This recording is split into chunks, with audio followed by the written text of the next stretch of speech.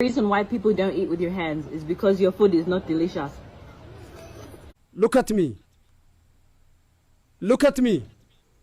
I am the mayor now.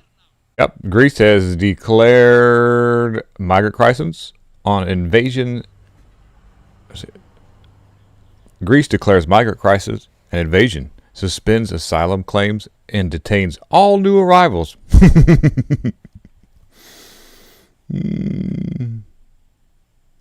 So recently, a good friend of mine, who you'll see in the comment sections a lot of some of my lives, brought to my attention a book that was written by a guy named Edward Griffin.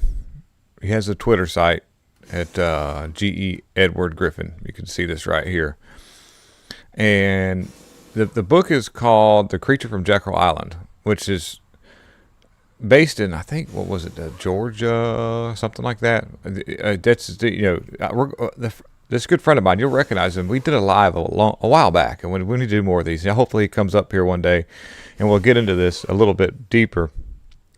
But it talks about the unconstitutionality of how our financial system has been structured in ways that has tied us to other countries leaps and bounds. Most of it tying us right back to the European oligarch, which is something that we were trying to break away from back whenever it was, this land was sort of, founded by the Christopher Columbus. Once he came over here, realized this was a free land, and it was, this could be a rewrite in history, or just writing history in general, not a rewrite. But anyhow, once people start to realize that our Federal Reserve is not federal at all, it's completely privately owned, which means that it's controlled by an entity that's going to be self-preservation 100% and pretty much facilitated for control on the human race all around the world, because the financial systems that exist in other countries that aren't gold-backed, which are very, very few and far between, are pretty much beholden to some kind of currency that's made up,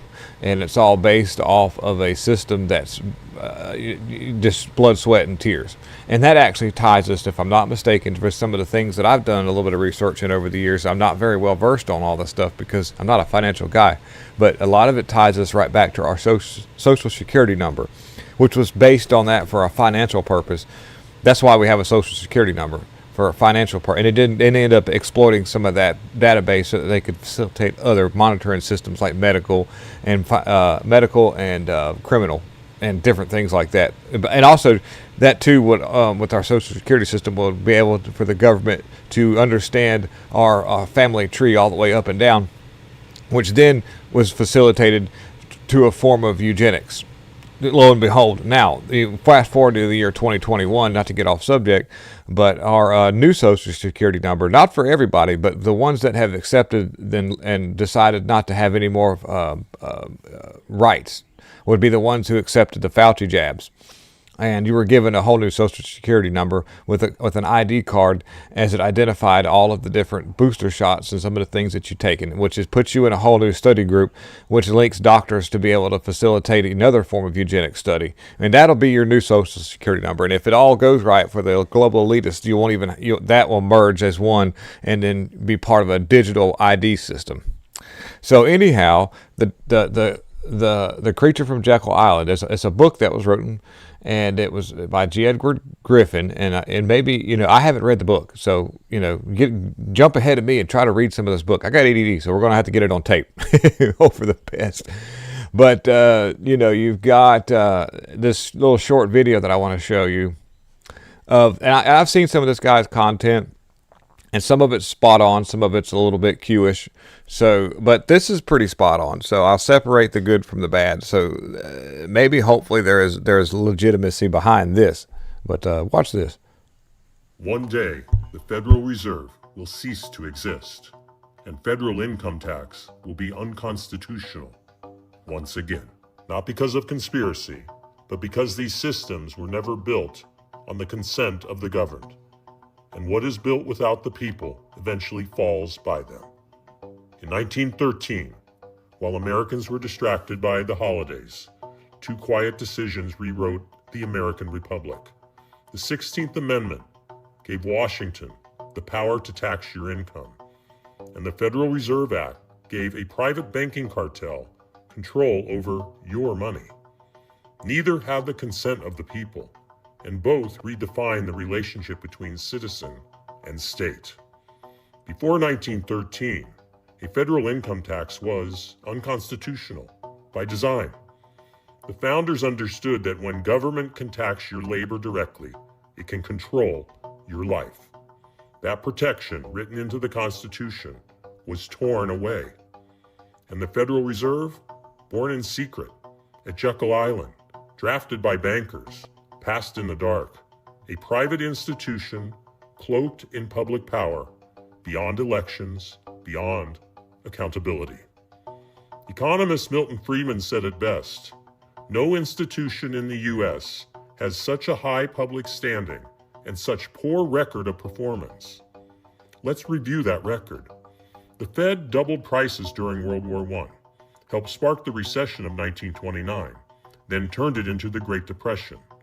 It fueled the inflation of the 1970s, and in recent decades, it printed trillions to inflate Wall Street while draining Main Street.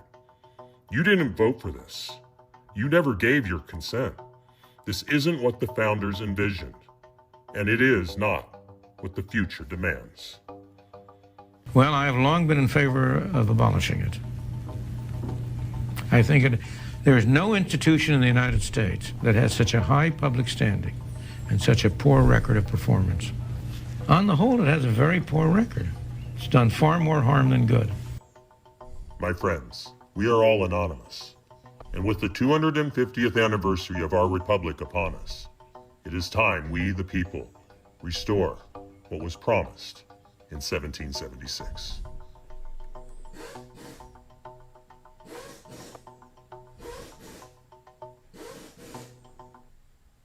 This is just going, this right here is just going on to explain some of the things, talking about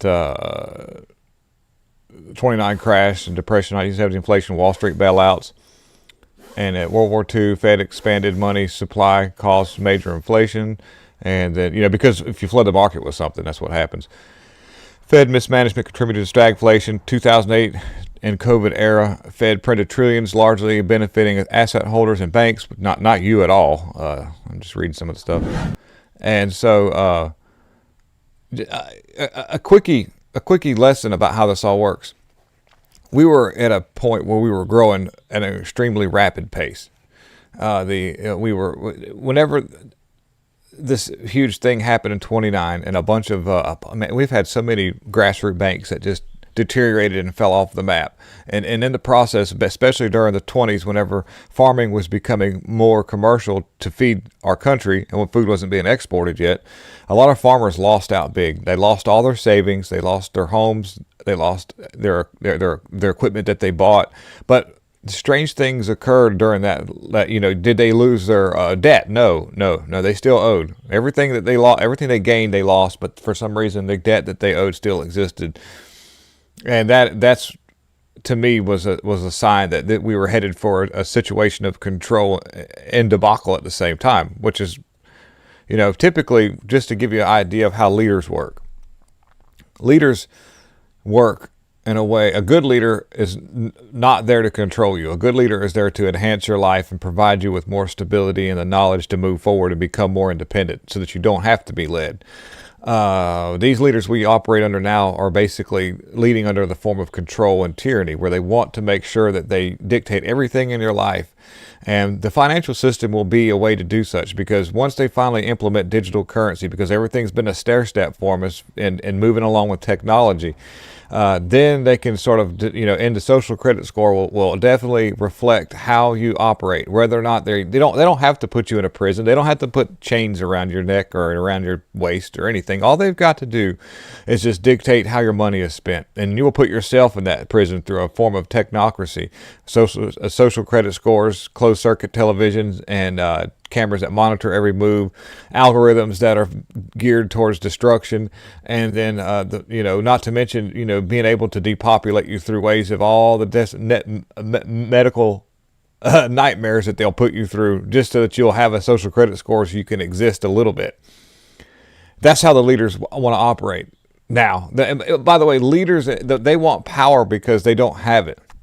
The reason why you have leaders that operate like they do now too is because they don't have power. The only power they have are what you give them. A real leader is powerless. A real leader only just moves people in a direction of sustainability and gives you the power. That's how that works. And so, I don't know if we'll be able to abolish what's going on without a really interesting collapse in society. I don't want that to happen. I want to be able to transition to autonomy without the collapse. But as technology increases and the engineering of society doubles down through that technocracy, it's going to be a really hard thing to try to pull off. We've got the odds stacked against us for a favorable outcome. But as much as as you should, I have faith in humanity. Humanity always wins. If you read the book 1984 or watch the movie based on that book on VHS, not the remake that's been dubbed out on DVD and different things as society's pulled out certain aspects of that movie that will wake you up, you will see just how that plays out. You need to watch that or read that. It's very, very telltale. By the way, that book was written in 1939. Very, very old, but predictive. And the Depression itself was a manifestation of the Federal Reserve Act.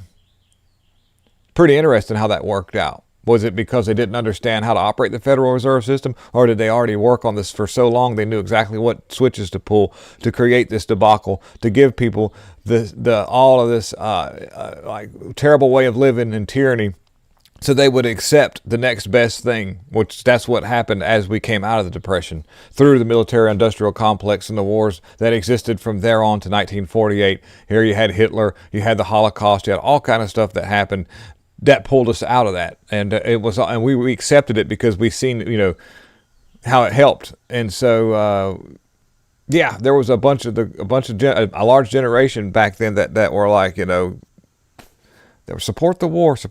You had all this war propaganda where the females were building the bombers and the men were being men and going off and doing, it was the biggest propaganda campaign. But little did society know it was all a control effort.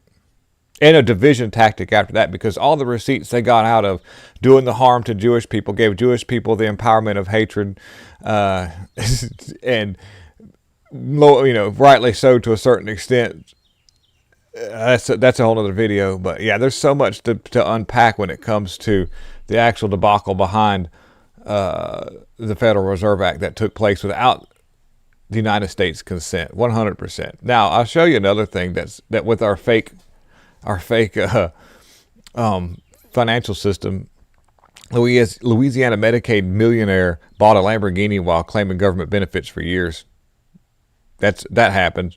Louisiana woman who purchased a Lamborghini while fraudulently obtaining medical benefits is facing a fraud charge, authorities say this week.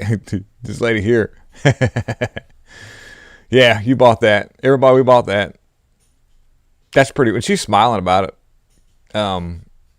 And I'm at the end of this video. I don't know how it's going to go on YouTube, but I'll show you how the debacle of the Carnival cruise, the EBT system, and how this poor woman found this out and recently woke up and it hit her hard.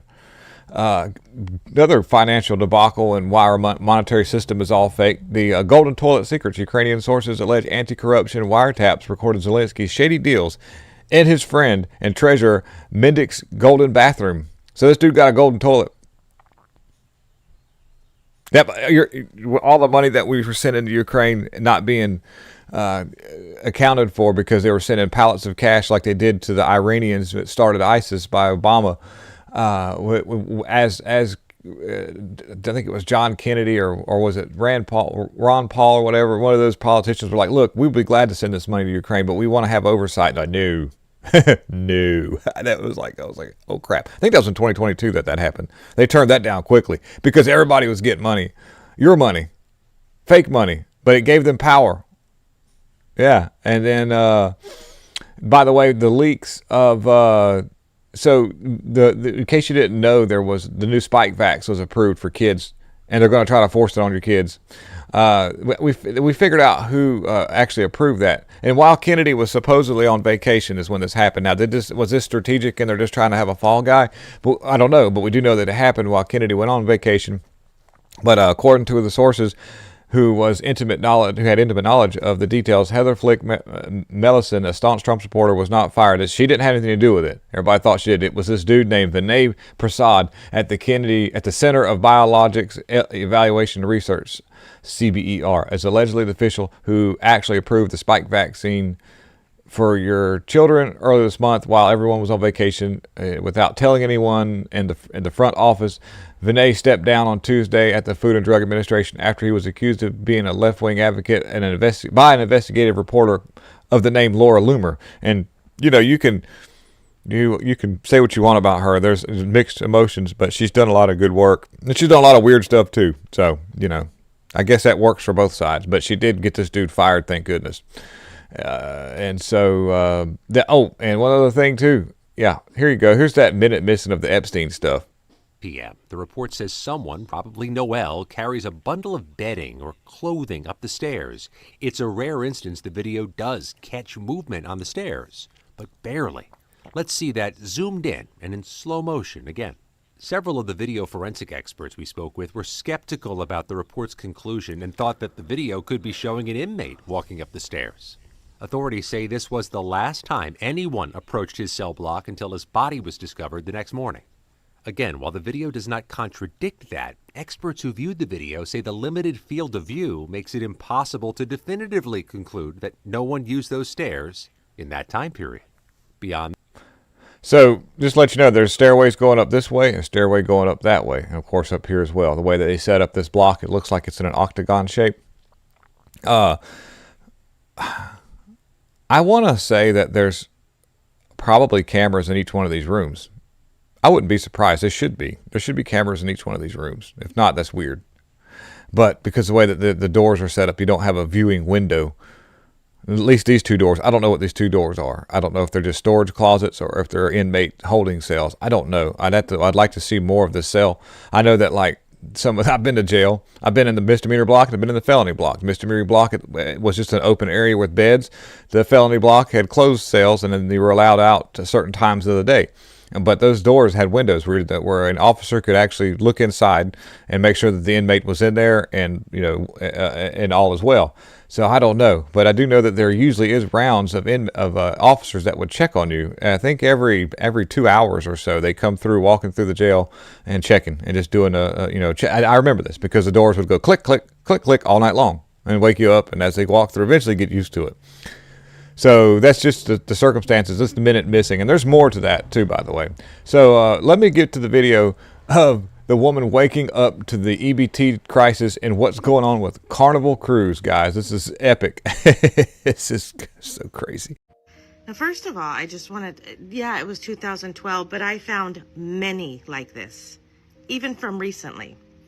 First off, let's talk about, we have 4 benefits coming into one home. How the fuck does that work? Then let's talk about this. What the fuck? And I just want to point out, they were talking about Carnival Cruise even back in 2012. Literally talking about Carnival Cruise back in 2012.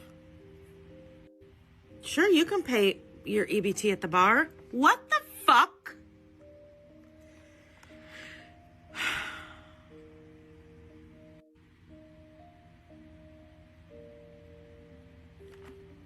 Are you fucking joking me? We, the people who fucking work every goddamn fucking day, can't even afford to fucking travel sometimes. And you're, what the fuck?